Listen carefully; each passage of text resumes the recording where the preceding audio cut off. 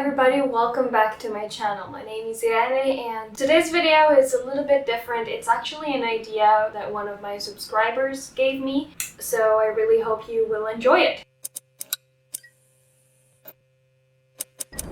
Today's video is going to be my top 10 favorite books. In front of me I have a few books.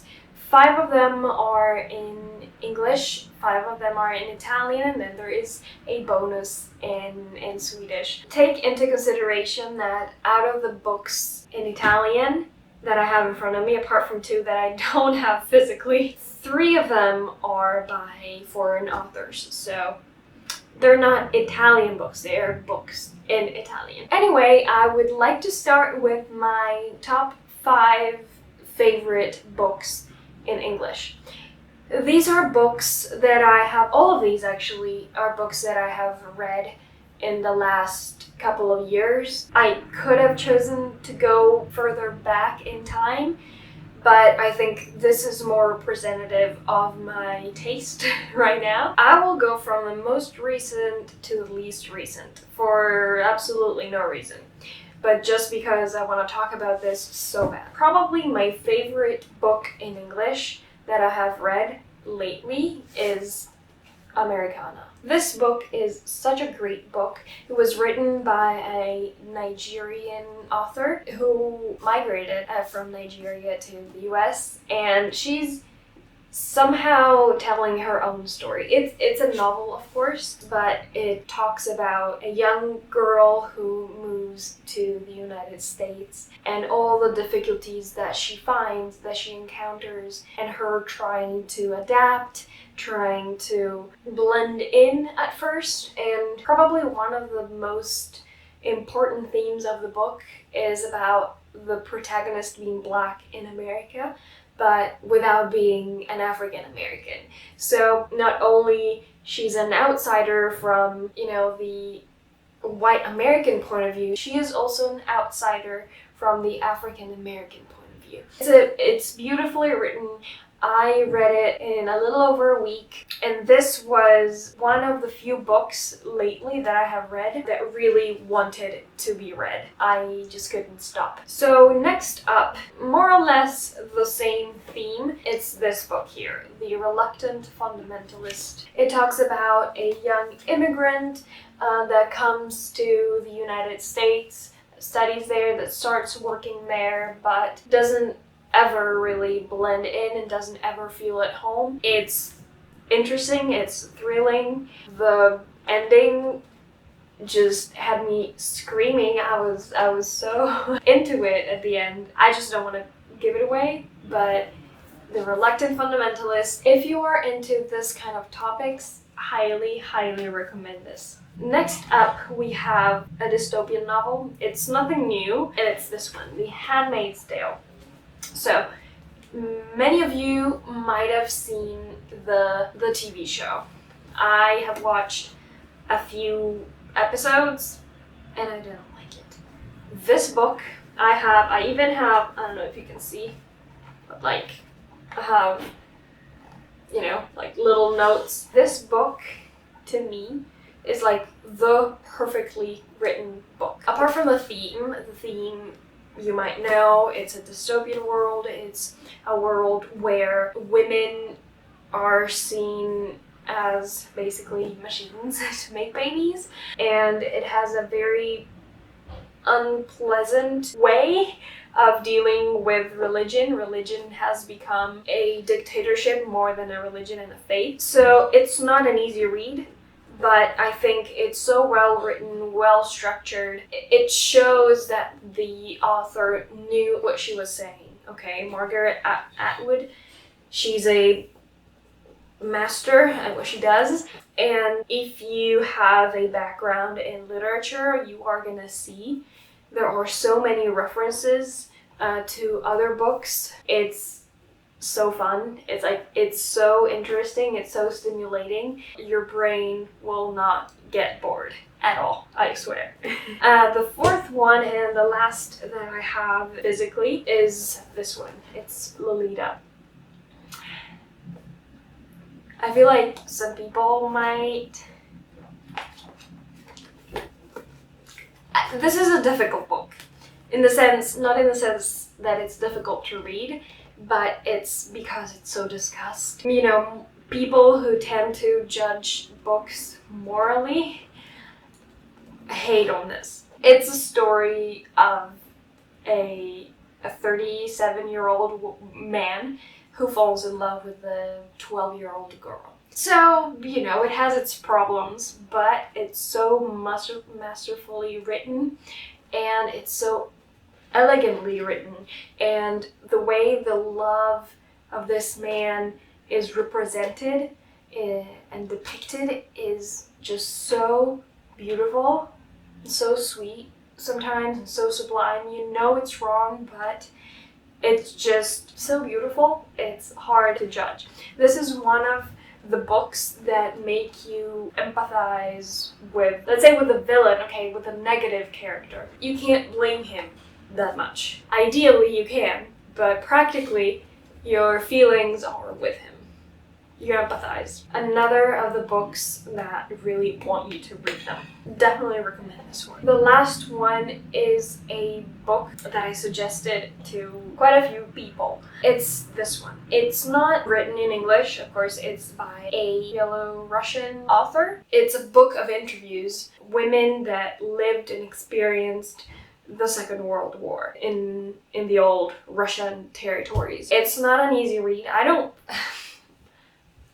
I like to read books that are easy to read, but the books that are a little bit more intense really make me feel better. Reading them is more like learning things and experiencing emotions rather than just entertainment.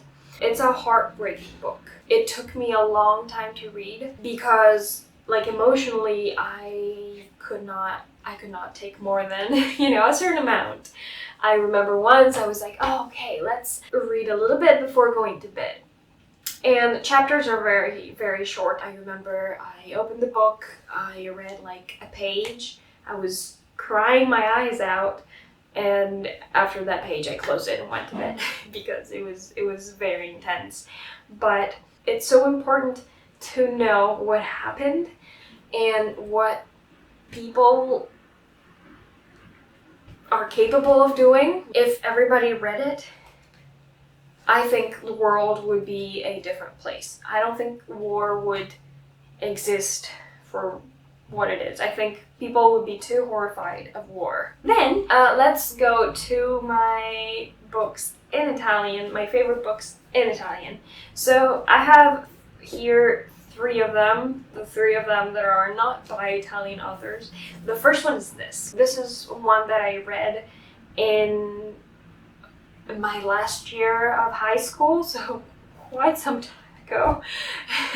It tells the story of Cassandra, that if you're familiar with the Greek mythology, then I don't need to explain to you. And this revisits her story, and it's from her point of view. I would definitely go back and read more by her because I loved this book. Next one is still a book that I read in high school.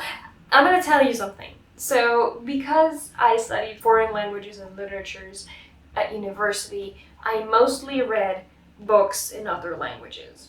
In English, Swedish. So the books I read in Italian are from back then, from back before I was in university. Anyway, my next one is this one. It's called Le Letto in Italian.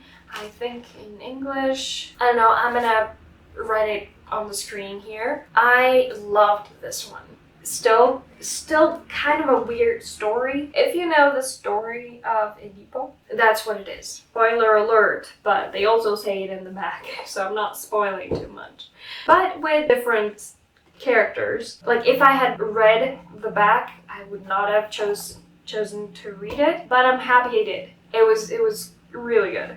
I really, really liked it. Okay, this one is somewhat recent.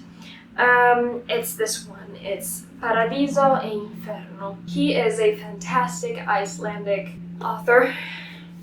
Not a particularly fun book. I now realize I probably don't like fun books because when they are so intense, I feel a sensation of being purified almost. You know, it's like a catharsis. That being said, this is the story of a young boy,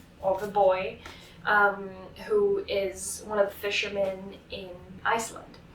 And it's all about the Icelandic relationship with the sea and literature. Icelandic people have a very interesting relationship with their environment and with literature. If you want, I can go a lot into that, but this was such a great book. And I think it's just the first book of a series that I haven't read. I haven't read the rest, but I loved this one. I had my mom read it, I had my grandma read it, I had like everyone I could. I told them to read this one. Last difficult book is, I don't have it in the physical copy, is Se questo è un uomo, If This Is a Man by Primo Levi. Oh my god. This is about World War II, Auschwitz. It's actually a true story, so it's even harder to read for that maybe. But it's so important to know and not to forget certain things. That book really made me feel responsible for building a better future. It's a story of the author being to concentration camps and everything that went down in concentration camps, and the good and the bad and the filthy and the horrible. My very last book in Italian is by Italo Calvino, and it's called Se una notte d'inverno un viaggiatore. Long title, which means If a Winter Night a Traveler. Se una notte d'inverno un viaggiatore is a strange book. It's a book about a book. It's a book about a reader. It's about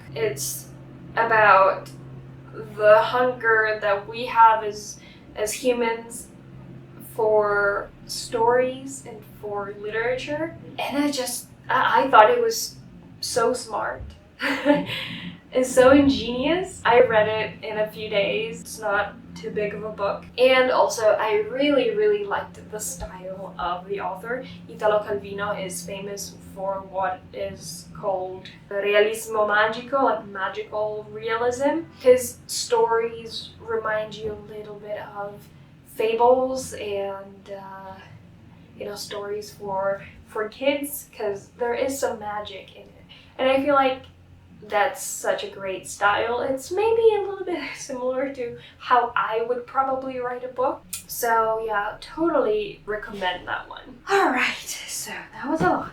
I wanted to give you a little bit of a bonus. I did not focus a lot on the books in Swedish. Many Swedish books that I have read are not translated at least into Italian. This one, I'm not sure it's translated, but if you do speak Swedish, highly recommend this one. It's called A För den som reser världen vacker. I had to buy this one for university, for my translation exam, but this is a book about traveling and about what traveling means to the author and all different ways of traveling. I always want to travel somewhere, okay? It's always in the back of my mind. But after reading this book, I had troubles restraining myself from buying a ticket somewhere. So, if you're looking to save money by not traveling, I did not suggest you read this one.